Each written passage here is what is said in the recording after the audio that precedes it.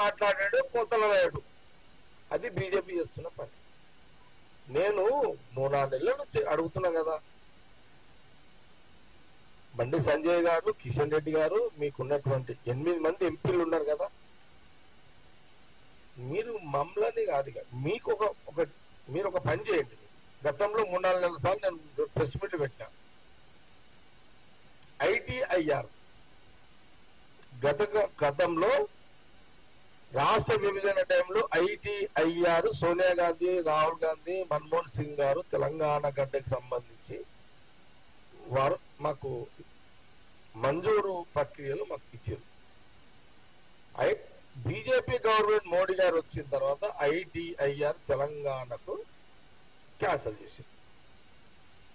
మీరు కిషన్ రెడ్డి గారు, బండి సంజయ్ గారు, మీరిద్దరు మినిస్టర్స్, మీ ఇద్దరితో పాటు మీ ఎంపీలు, మీరు ఐటీఐఆర్ ని హైదరాబాద్ తెలంగాణ గడ్డకు తీసుకొచ్చి మీ పౌరుషాన్ని చూపించు.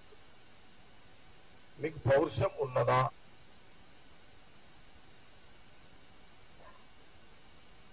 మీరు వీరులు అనిపించుకోవాలనుకుంటే కొన్ని మేము చెప్తున్న మాటల కన్నా మీకు పౌరుషము వస్తే, మీకు పౌరుషము ఉంటే ఐటీఐఆర్ని హైదరాబాద్ కు మంజూరు తీసుకొచ్చి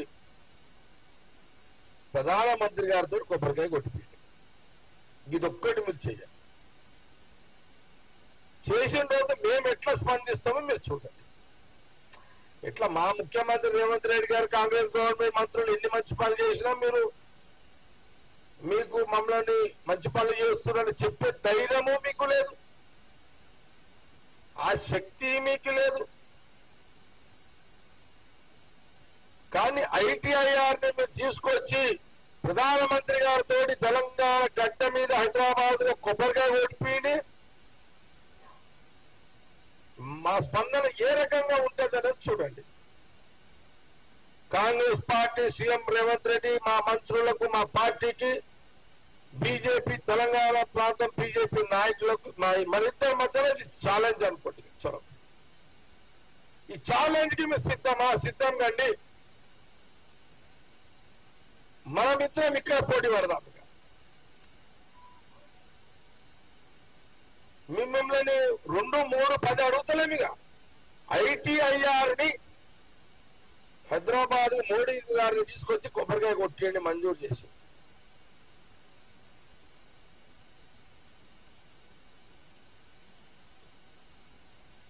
ఇక దీని మీద మీరు మీ మగతనం మీద ఇలాంటి వినిపించుకోండి.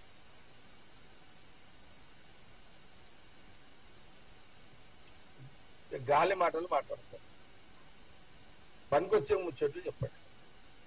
తెలంగాణ ప్రజలకు, తెలంగాణ యువకులకు దీని మీద మాట్లాడండి.